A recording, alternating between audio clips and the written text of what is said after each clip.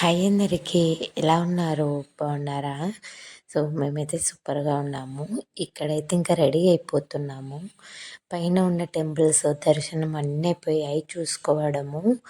ఇంకా ఇక్కడ మనకి రూమ్స్ దగ్గరనే టిఫిన్స్ అని వచ్చేస్తాయి. 30 రూపీస్ ఏమో ప్లేట్ ఉండే, ఇంకా దోశ అయితే తీసేసుకున్నాము. ఇడ్లీ కన్నా ముందు రోజు ఇడ్లీ తీసుకున్నాము, బట్ ఇడ్లీ కన్నా దోశనే బాగుంది.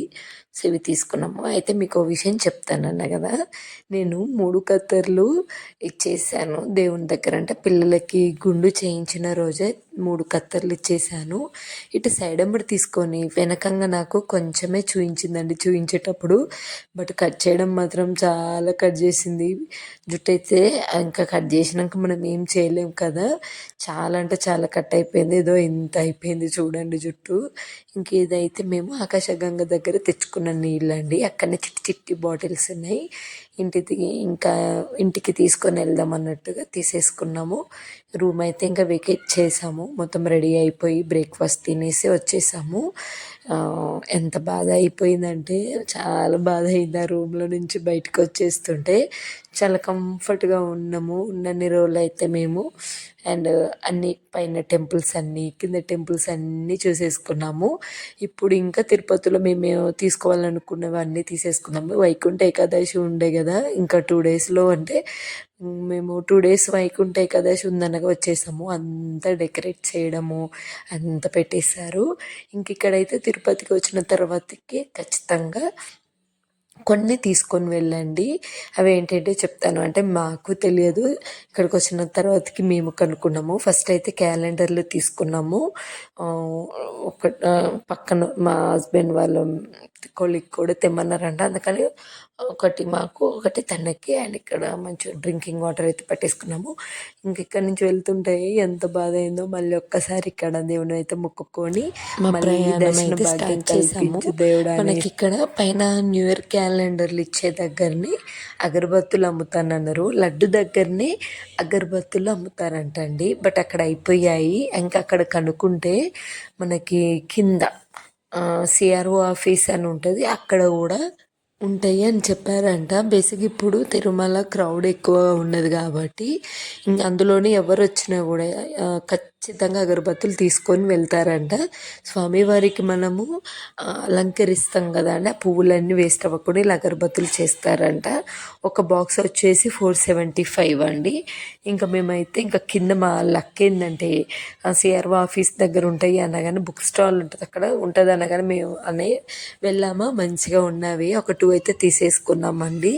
ఇంకా ఖచ్చితంగా తిరుపతికి వచ్చిన వాళ్ళు ఇంకా న్యూ ఇయర్ కాబట్టి క్యాలెండరును అండ్ ఇంకా మనకి డైరీస్ కావాలన్నా అన్ని టెంపుల్ పైననే అంటే గుట్ట పైననే మనకి లడ్డు కౌంటర్ సైడ్ అమ్ముతారన్నట్టు అవి తీసేసుకున్నాము.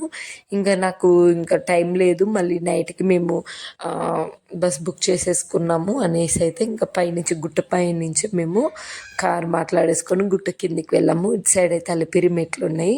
మళ్ళీ తిరుపతికి ప్రీ ప్లానెడ్గా వచ్చి ఈసారి మెట్ల నుంచి అయితే అంటే మెట్ల దగ్గర నుంచి అయితే వెళ్ళాలి అని మనస్ఫూర్తిగా అనుకుంటున్నాను. మళ్ళీ స్వామివారు ఎప్పుడు పిలిపిస్తారో, అసలు ఇలా సడన్గా రావడమే అదృష్టము.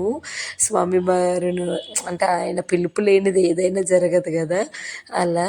సో చాలా హ్యాపీగా ఉంది. నెక్స్ట్ అయితే ఏమైందంటే ఇంకా పైన గుట్ట నుంచి కిందికి దిగుతున్న క్రమంలో నాకైతే ఇంకా వామిటింగ్ లాగా కళ్ళు తిరుగుతున్నట్టు అనిపించిందండి. అందుకే మేము ఇంకా గుట్ట కిందికి వచ్చిన వెహికల్ డైరెక్ట్గా శ్రీకాళహస్తికి పోనీయమన్నాము.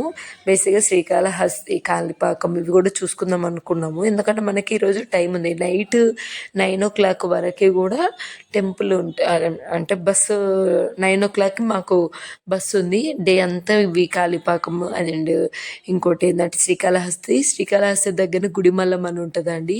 అది కూడా చూసుకొని వెళ్దాం అనుకున్నాం. బట్ ఇంకా నాకు ఎదోలాగా అయిపోయి నాకు అసలు చేత కాకుండా అయిపోయింది. ఆ గుట్ట దిగుతుంటే కడుపులో అంతా తిప్పేయడము, వామిటింగ్ సెన్సేషన్ రావడము గుట్ట పైకి వెళ్ళినప్పుడు అందుకే నేను వ్యాన్ పైన వెళ్ళాము. ఈ కార్‌లో వెళ్తేనే నాకు ప్రాబ్లము. సో, ఇంకా శ్రీకాళహస్తికి ఇవన్నీ చూసుకోవడానికి 7,000 అడుగుండేనండి గుట్ట పైనుండి. బట్ ఇంక నాకు బాలేకపోయేసరికి ఫస్ట్ అయితే శ్రీకాళహస్తి చూసుకుందాము. ఎందుకంటే నేను వెంటనే మనము సెవెంత్ అంటే సప్త శనివారాల వ్రతం తర్వాతకి కార్తీక మాసం మొత్తము శివయ్యకి కూడా పూజ చేసుకున్నాము. అందుకనేసి ఇక్కడికి రావాలి అనేసి ఖచ్చితంగా అనుకున్నాము.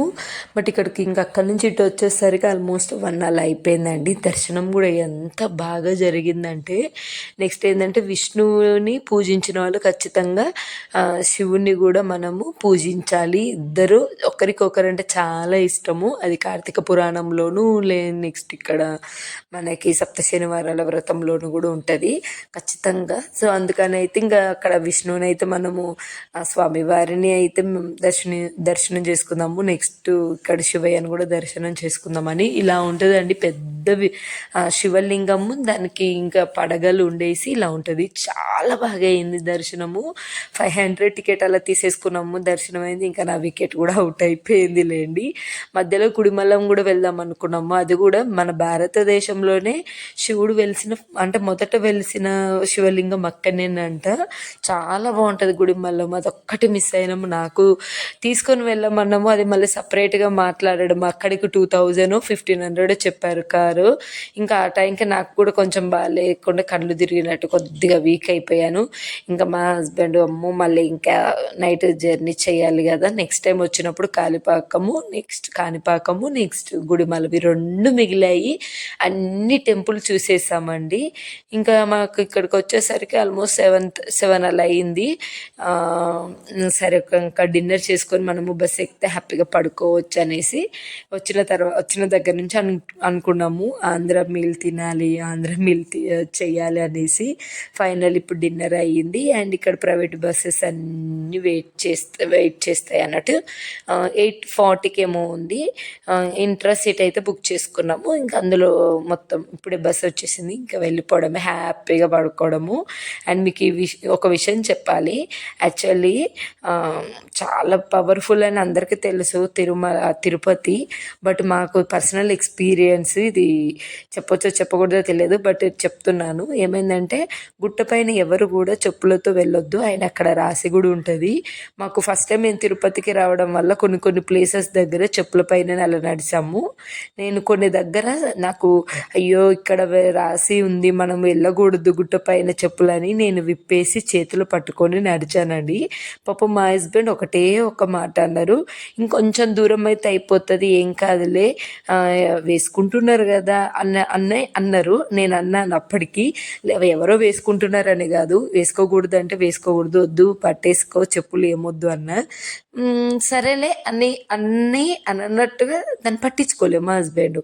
అంతే. ఇంకా దర్శనంకి వెళ్ళే రోజు 25th డిసెంబర్ 25th దర్శనం అయ్యే రోజు చెప్పులన్నీ అక్కడ బయట ఉంటాయి అన్నట్టు, పార్కింగ్ బయట వదిలేయాలని అక్కడ వదిలేసి నైట్ అంతా దర్శనం చేసుకున్నాము. దర్శనం అయ్యి బయటకు వచ్చేసరికి మాకు 12:30 అలా అయింది. ఆ రోజు మేమేమో చెప్పులు వేరే దగ్గర ఇప్పాము, మేము గుడి నుండి బయటికి ఇంకో వేరే దగ్గర వచ్చాము. సో అక్కడ మా చెప్పులు మిస్ అయ్యాయి. నాది మా హస్బెండ్ చెప్పులు అసలు మొత్తమే పోయినాయి. నాయి మా పిల్లలకి దొరికాయి. మా హస్బెండ్ని స్వామివారు ఎలా పనిష్ చేశారంటే ఆ చిన్న మాటకి నువ్వు అలా అంటావా అనేసి ఈ తిరుపతిలో ఉన్నన్ని రోజులు చెప్పులు లేకుండా నడిపించారు. అండ్ గుట్ట దిగినాక కూడా చెప్పుల షాపు కనపడకుండా చేసిండండి. అంత పవర్ఫుల్ వెంకటేశ్వర్ల స్వామి. ఈ దెబ్బతో మా హస్బెండ్ పరమ భక్తుడు అయ్యాడు వెంకటేశ్వర్ల స్వామికి. ఇక్కడ మీకు కనిపిస్తుంది కదా, మళ్ళీ హైదరాబాద్ మా రూమ్కి వచ్చేంత వరకు తనకి చెప్పుల జాడ కూడా తెలియనియలేదు. సో అసలు ఎవ్వరు కూడా అలా నెగ్లెక్ట్ చేయొద్దు. టెంపుల్ కాడ మనకు తెలియకుండా కొన్ని చేసినా కూడా తెలిసిన తర్వాతకి, అందుకే అంటారు తెలిసి చేస్తే తప్పు చాలా పెద్ద తప్పు తెలియకుండా చేయడం కన్నా. ఒకవేళ మనం ఏదైనా లైఫ్లో తప్పు చేస్తే అది తెలిసింది అనుకోండి ఇది తప్పు అని చేయకుండా ఉండడమే బెటరు.